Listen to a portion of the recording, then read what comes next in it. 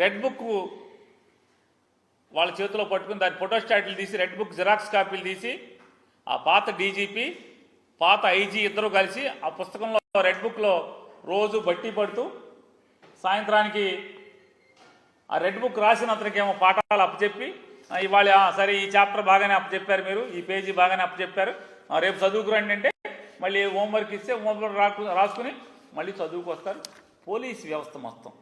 ట్రాన్స్ఫర్ల దగ్గర నుంచి సస్పెన్షన్ల దగ్గర నుంచి ఎవరిని సస్పెండ్ చేయాలి, ఎవరిని వీఆర్కు తీసుకురావాలి, ఎవరిని పోస్టింగ్లు ఇవ్వాలి, ఎమ్మెల్యేకి సంబంధం లేదు, ఎస్పీకి సంబంధం లేదు,